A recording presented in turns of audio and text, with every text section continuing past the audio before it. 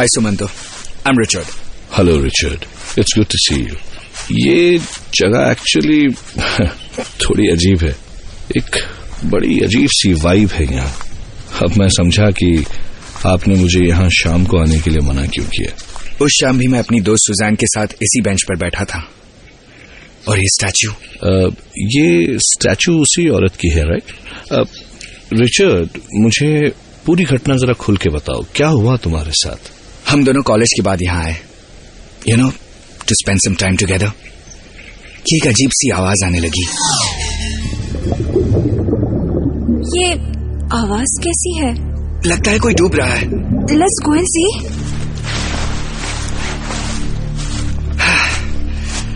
यहाँ तो कोई नहीं है। हम वापस आकर इसी बेंच पर बैठ गए। रिचर्ड, कोई बैठा है। कहाँ? तुम्हारे बगल में।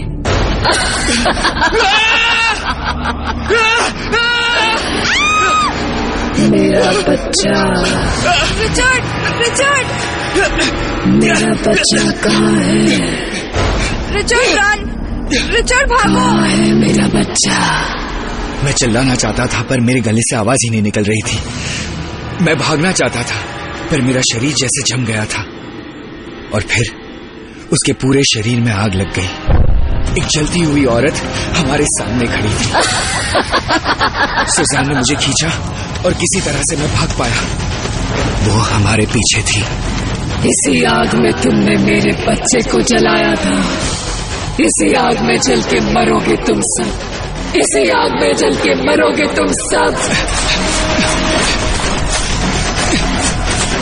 और फिर वो भागते हुए हमारे पास पहुंच गई, लेकिन हमारे आर पार निकल गई। हम देखते ही रह गए और सुजैन के बालों में आग लग चुकी थी। रिचर्ड, मेरे बाल। रिचर्ड, मुझे बचाओ। सुजैन को बचाने के लिए हम लेक की ओर भागे ताकि पानी से आग को बुझा सके। जैसे ही सुजैन पानी में गई, रिचर्ड, कोई मुझे नीचे खींच रहा है, मुझे बचाओ। मैंने सुजैन का हाथ पकड़कर उसे खींचने की कोशिश की। सुजैन, प्लीज ट्राई करो। सुजैन, मेरा हाथ पकड़ो। मुझे बचाने को कोई नहीं आया था। नहीं, प्लीज मुझे जाने दो। Oh shit! सुजैन, कैसे भी, प्लीज बाहर आओ। सुजैन, प्लीज बाहर आओ। और फिर एक जलती हुई बोट हमारी ओर आ रही थी। वो खाली थी लेकिन उसे कोई रो कर रहा था। और वो बोट तेजी से मेरी तरफ आ रही थी। तो आपने क्या किया? मैं वहां से भाग आया। सुजैन को अकेला छोड़कर वहां से भाग आया। देखिए, इसमें आपकी कोई गलती नहीं है। आपकी जगह कोई भी होता तो शायद यही करता। वैसे क्या आप जानते हैं कि ये रूह, ये घोस्ट किसका है और ये बच्चे के पीछे की क्या स्टोरी है? ये रूह एक औरत की है। उसका नाम तो मैं नहीं जानता पर जो उसके साथ हुआ वो जरूर आपको बता सकता हूं। करीब 1905 की बात है। एक औरत अपने एक दोस्त के साथ यहां इसी ब्रिज पर बैठी थी जहां आज आप और मैं बैठे हैं। उसके साथ उसका छोटा 2 महीने का बच्चा भी था जो प्रैम में था।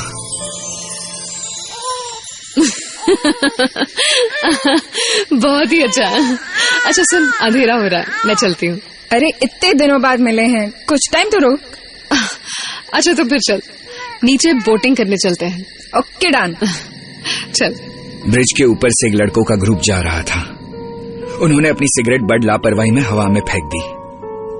वो सिगरेट बड़ जाकर प्रैम में गिरी और उसमें आग लग गई। माँ ने जब ब्रिज से आती हुई आग की लपटें देखी और बच्चे की रोने की आवाज सुनी, वो हड़बड़ाकर खड़ी हो गई। अरे ये क्या हो रहा है? आग! अरे कोई आग बुझाओ।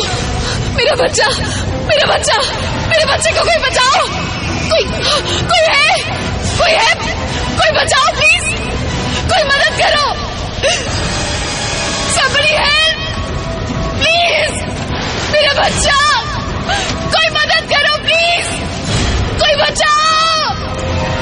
बोट डिसबैलेंस हुई और वो लेक में गिर गई। उसे तैरना नहीं आता था और उसकी दोस्त अपनी जान बचाकर वहां से भाग गई। जेनिफर, जेनिफर, कहाँ जा रही हो तुम? Jennifer, please save my kid. Jennifer, please कोई बचाओ, कोई मदद करो।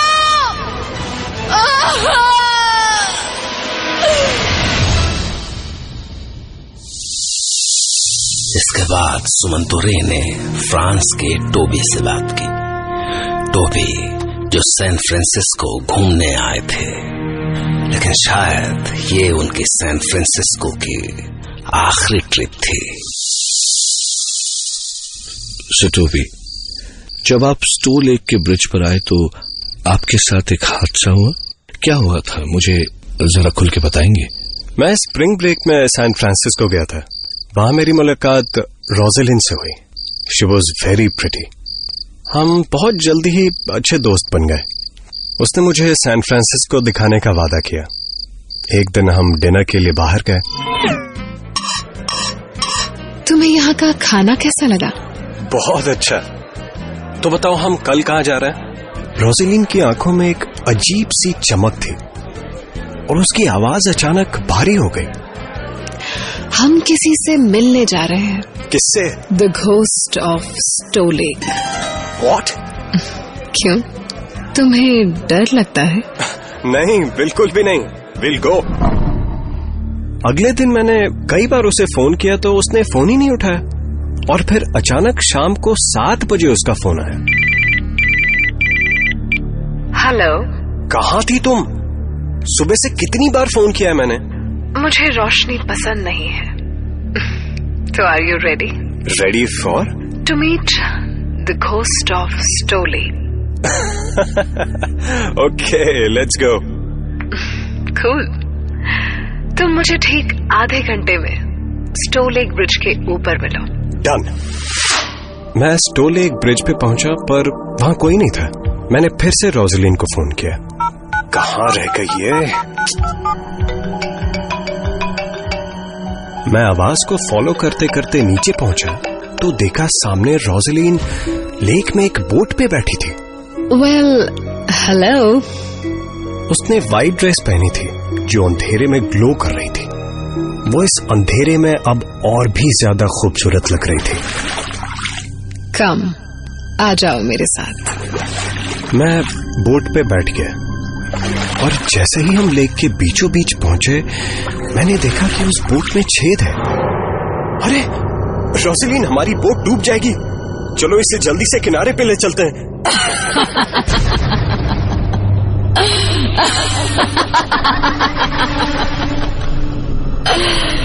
रोज़लिन, इस बोट पर आज तक कोई नहीं बचा, तू भी नहीं बचेगा। तुम लोगों ने मेरे बच्चे को मारा है। उसकी आंखें खून सी लाल थी। वो गुस्से से मेरी ओर देख रही थी और फिर पूरे लेक में आग लग गई, जैसे पानी पे तेल की परत हो।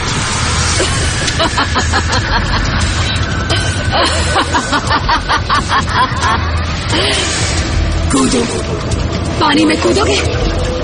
कैसे बचाओगे अपनी जान? एक तरफ पानी है और एक तरफ आग, कैसे बचाओगे?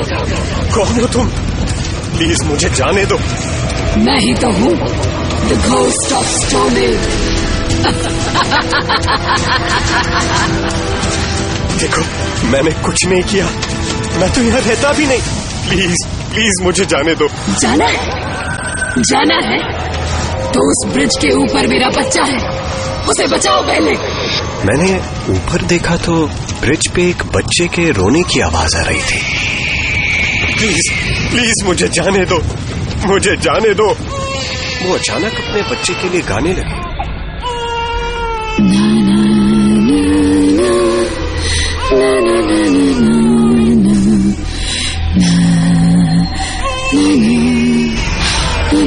ना ना मेरा बच्चा। No no my love, Mama is here. Mama is come. Don't cry. Don't cry, my baby. Don't cry. Na na na na na na na na na na na na na. बच्चा बस रोता ही जा रहा था।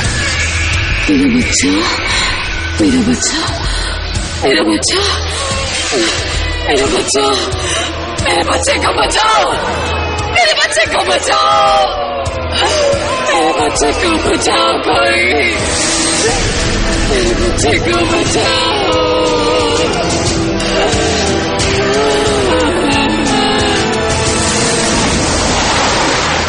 उसने मुझे पानी में धक्का दे दिया। अगले दिन मैं ब्रिज के ऊपर बेहोश मिला। मेरा पूरा शरीर आग से झुलस चुका था। कहते हैं कि the ghost of Stow Lake एक माँ की रूह है जो ब्रिज पर रहती है। तो सवाल है कि फिर वो माँ की रूह टोबी को ब्रिज तक खींच कर क्यों लाई, क्योंकि टोबी तो वहां का रहने वाला भी नहीं था। इन दोनों घटनाओं में कुछ समानताएं हैं, पर साथ ही कई अनसुलझे सवाल भी। तो क्या ये रूह सच में एक माँ की रूह है जो अपने बच्चे को ढूंढ रही है, या फिर इंसानी खौफ ने एक रूह की शक्ल अख्तियार कर ली है? इस सवाल का जवाब ढूंढिए, क्योंकि मैं कल रात फिर आपके सामने आऊंगा ऐसी ही एक नई और खौफनाक कहानी के साथ, जिसे सुनकर आप कह पड़ेंगे,